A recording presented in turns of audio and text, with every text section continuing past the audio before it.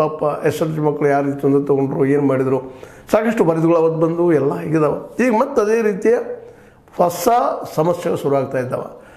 ಚಿಕ್ಕೋಡಿ ಭಾಗಕ್ಕಿರ್ಬೋದು, ಈ ಗೋಕಾಕ್ ಭಾಗಕ್ಕಿರ್ಬೋದು, ಅದ್ರ ಮುಂದೆ ಹೋದಂಗೆ ಬಾಗಲಕೋಟೆ ಭಾಗಕ್ಕಿರ್ಬೋದು, ಈ ನದಿಗಳ ಹಾವಳಿಯಿಂದಾಗಿ ನದಿ ದಂಡೆಯ ಊರುಗಳೇನಿದ್ದಾವೆ ಪೂರ್ತಿಯಾಗಿ ತೊಂದರೆ ಅನುಭವಿಸುವಂಥದ್ದು. ಅದು ಇಳಕಲಲ್ಲಿ ಅಂದರೆ ತಗ್ಗಿನಲ್ಲಿದ್ದಂಥ ಮನೆಗಳಿಗೆ ಇನ್ನೂ ತೊಂದರೆ ಆಗ್ತಾಯಿದ್ದಾವೆ ಅಲ್ಲಿ ಬದುಕಿಗಳಿಗೆ. ಅದಕ್ಕಾಗಿ ಉಸ್ತುವಾರಿ ಸಚಿವರಾದಂಥ ನಮ್ಮ ಸತೀಶ್ ಅವ್ರ ಮುಂದೆ ಇದೊಂದು ದೊಡ್ಡ ಬಿಗ್ ಚಾಲೆಂಜ್. ನಿಜವಾಗಿ ಅವರು ಇವತ್ತು ಬೆಳೆಯೋದನ್ನು ನೋಡಿದರೆ ಒಬ್ಬ ಸಾಮಾನ್ಯ ಕುಟುಂಬದ ಬಂದಂಥ ವ್ಯಕ್ತಿ ಮತ್ತು ಇವತ್ತಿನ ರಾಜಕೀಯದಲ್ಲಿ ಒಂದು ಮಾತು ಸತ್ಯನೂ ಅದು ಇಲ್ಲಂತಲ್ಲ, ಅದನ್ನೇ ಅಲ್ಲಗಳಿಗೆ ಯಾರೂ ಸಾಧ್ಯ ಇಲ್ಲ. ದುಡ್ಡಿದ್ದವ್ರು ಮಾತ್ರ, ಅದ್ರ ಜೊತೆ ಬುದ್ಧಿವಂತಿಕೆನೂ ಬೇಕು, ಧೈರ್ಯನೂ ಬೇಕು.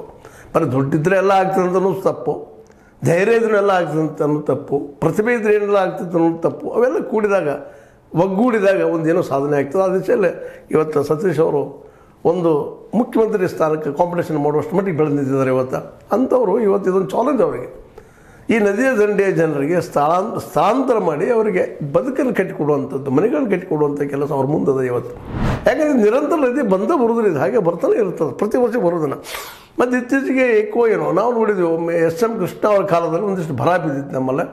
ಆಗಷ್ಟೇನೋ ಹೆಚ್ಚಿಗೆ ಪ್ರವಾಹಗಳು ಬರ್ತಾ ಇರಲಿಲ್ಲ. ಆದರೆ ಇತ್ತೀಚಿನ ದಿನಗಳಲ್ಲಿ ಮಾತ್ರ ನಿರಂತರವಾಗಿ ಪ್ರತಿ ವರ್ಷ ಬಿಟ್ಟು ಒಂದು ವರ್ಷ ಪ್ರವಾಹ ಬರ್ತದೆ. ಈ ಇಳಿಜಾರಿನಲ್ಲಿದ್ದಂಥ ಜನ ಪಾಪ ತೊಂದರೆ ಅನುಭವಿಸು, ಮನೆ ಬಿಟ್ಟು ಹೋಗೋದು, ಅವ್ರ ಪರಿಸ್ಥಿತಿ ಹೇಳಲಿಕ್ಕೆ ಬಾರದು. ಯಾಕಂದರೆ ಮನೆಯೊಳಗೆ ನೀರು ಬಂದಪ್ಪ ಅಂದ್ರೆ ಒಂದು 5-6 ಫುಟು 10 ಫುಟು ಬಂದು ಕೆಲವು ಮನೆಯೂ ಸಹಿತ ಮುಳುಗಿದಂಥವು ಸಾಕಷ್ಟು ಇದ್ದಾವೆ. ಅಲ್ಲಿದ್ದಂಥ ಬದುಕನ್ನು ಇಟ್ಕೊಂಡಿರ್ತಾರೆ, ಏನೋ ಚೆನ್ನಾಗಿರ್ತಾರೆ ಪಾಪ. ಮತ್ತೆಲ್ಲ ಬದುಕನ್ನು ತೊಗೊಂಡು ಅಲ್ಲಿ ಸಾಮಾನುಗಳು ತೊಗೊಂಡು ಮತ್ತೆ ಹೋಗೋದು, ಮತ್ತೆ ಬರೋದು, ಬಂದ್ಮೇಲೆ ಮತ್ತೆ ಅದು ರೀಬಿಲ್ಡಪ್ ಮಾಡೋದು, ಮತ್ತೆ ಅದು ನೆನದು ಯಾವಾಗ ಮನೆ ಬೀಳ್ತದೋ ಅನ್ನೋ ಭಯ ನಿರಂತರ ಪ್ರತಿ ವರ್ಷ ಇರುವಂಥದ್ದನ್ನೇ ಇದು. ಹೀಗಾಗಿ ಅಲ್ಲಿ ಜನ ಎಲ್ಲ ಇವತ್ತು ಬೇಸತ್ತಿದ್ದಾರೆ.